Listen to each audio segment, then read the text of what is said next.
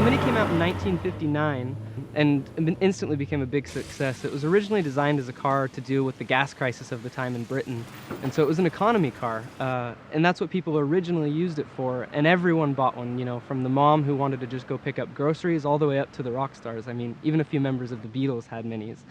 And so it was exciting for people to have a car that their idols had, and it was accessible. It was the everyman's car, but it was also, you know, rock star status at the same time. My name is Sumner Norman, and I drive a 1971 Morris Mini. It wasn't too long after that people started seeing a potential racing application, and immediately started stuffing larger engines in it with the Cooper S models, with the 1275 like this car has. And the car was almost instantly successful in races, really famous races like the Monte Carlo Rally and the British Touring Car Championship, BTCC.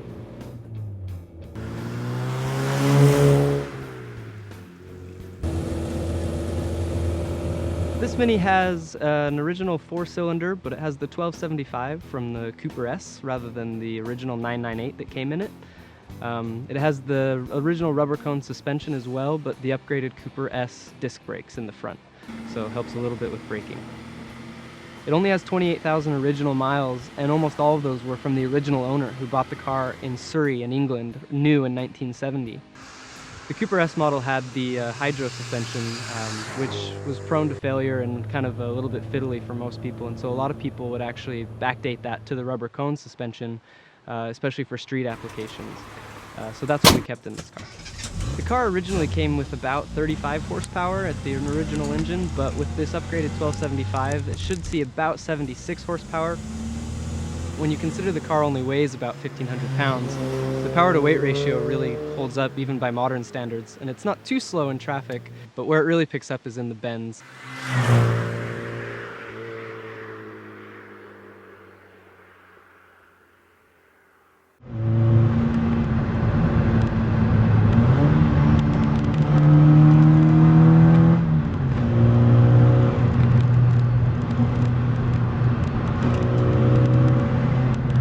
And it's really fun to throw it into a corner as fast as you can because it's extremely forgiving. You really can't do much wrong by a Mini, even if you are completely, you know, irresponsible with your speed into a corner here and there. And that really gives you the confidence to push into corners that normally you wouldn't be as confident in.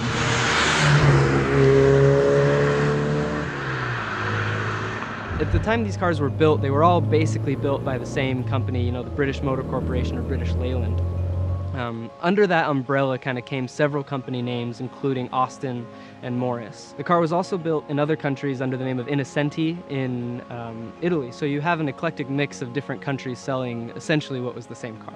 One of the fun things about this car is that nothing's quite perfect on it. You might notice immediately that the door jambs don't quite meet with the unibody, or that the badges aren't quite placed the same from left to right, or even the badge right on the front isn't quite centered with the center of the hood, and it's immediately obvious because there's that really nice stripe there, the pin that kind of goes right down the middle of the hood that's bumped up in the sheet metal, and then off to the right is the Mini emblem. But that's exciting, you know, to have a truly hand-built car, and the Mini was unique in that it was hand-built at such a large scale.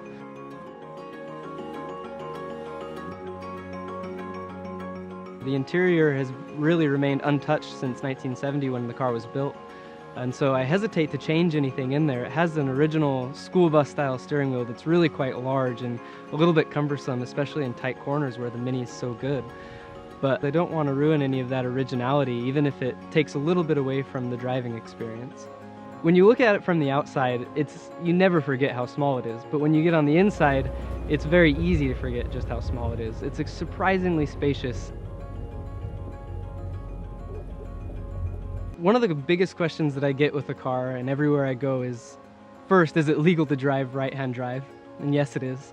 Second, is it difficult to get used to? Driving isn't difficult on the right-hand side. It takes a few days to kind of get used to it, and you might bump your arm into the door a few times reaching for the gear lever, and before you remember, oh, it's on the left side. But the pattern's the same and the pedals are the same, so it's not too difficult to get used to. The car does go British once in a while. It likes to be a little bit finicky when it starts occasionally, and sometimes it likes to stop when it feels like it's a good time. It might be a good time for the car, it's not always a good time for me. But in the end, it's been pretty reliable. All in all, I've only had, probably once every 6 months I'll have some issue that strands me. And people's response in general to this car is amazing. Everywhere I go, if I stop for more than a couple seconds, someone has a question, or someone's giving me a thumbs up or a smile or a wave, or cheering me on. It's one of my favorite things about the car, because it doesn't matter what kind of day you're having, there's always that one-stop solution of, if you want to be in a better mood, just take the Mini for a short drive. Somebody's going to be cheering you along the way, and you can't help but smile back at those people. And so by the time you're home, you're always going to be in a better mood.